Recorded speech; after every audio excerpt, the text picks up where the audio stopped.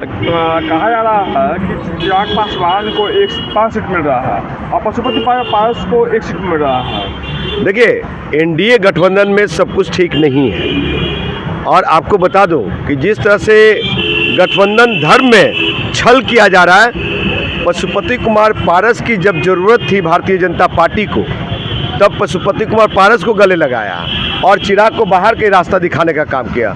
और अब कुर्सी बचाने के लिए नरेंद्र मोदी को 400 से पार के लिए भाई चिराग पासवान याद आ गए। तो भाई चिराग पासवान क्यों भूल गए? जब 12 जनपद खाली करवाए गए, वो रो रहे थे।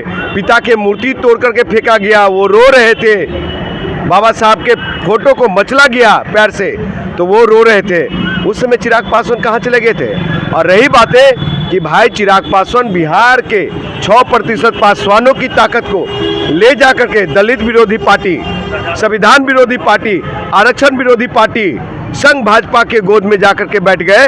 वो संघ भाजपा जो आपको बता दो कि भारत के संविधान बदलने की बात कर रही है, आरक्षण खत्म करने की बात कर रहे हैं। और बिहार में पासवानों की ताकत इतनी ही है, मात्र 4 सीट 5 सीट के लिए बिहार में पासवानों की ताकत कम से कम भैया 10 से 12 सीट की होनी चाहिए। अब ये बताइए कि बिहार में नीतीश कुमार जी हैं, उनकी जातीय संख्या देख लीजिए, और लोग हैं 2% वाले लोगों को 16-17 सीटें, और हम जैसे पासवान की जो ताकत है उनको 4 सीटें।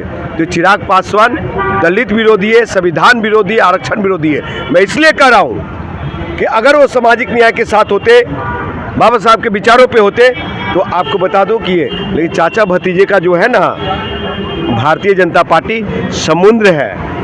अभी तो एक पार्टी को निगल गया है भारतीय जनता पार्टी, यानी कि पशुपति कुमार पारस की पार्टी को, और अब आगे भाई चिराग पासवान की बारी है।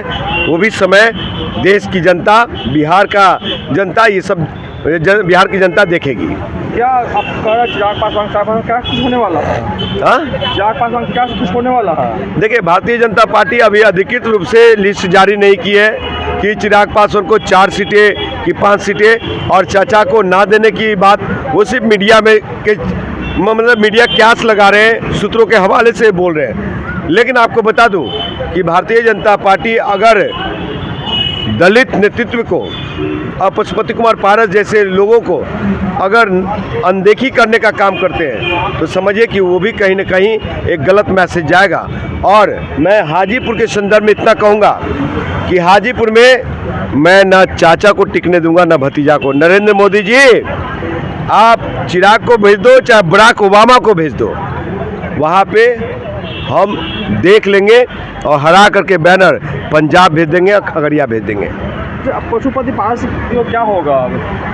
क्या होगा? उनकी राजनीति वजूद समाप्त, खत्म। जो व्यक्ति अपना पार्टी बचाने के लिए, अपने कार्यकर्ता को मान सम्मान के लिए कोई लाइन ऑफ एक्शन नहीं है, नमो मोदी में लगे हुए हैं, संघ भाजपा के गोद में बैठे हुए, तो क्या उनका होगा? उनका कुछ नहीं होने वाला है। अभी पशुपति कुमार पारस की बारी है, कल चिराग पासवान की बारी है। भाजपा ने कहा था छोटी पार्टियों को खत्म कर देंगे, वो शुरुआत हो चुकी है पशुपति कुमार पारस से। मैंने आपका कहने का मतलब है कि जिसे बीजेपी के लोग कहा है छोटी छोटी पार्टी, जितने भी क्षेत्रीय पार्टी को खत्म कर देंगे, शुरुआत हो चुकी है। उसकी शुरुआत हो चुकी है। और आपको बता दो, भारतीय जनता पार्टी खेला करने में माहिर है, कुछ भी कर सकती है वो, और हमारे जो समाज को मान सम्मान नहीं देगा।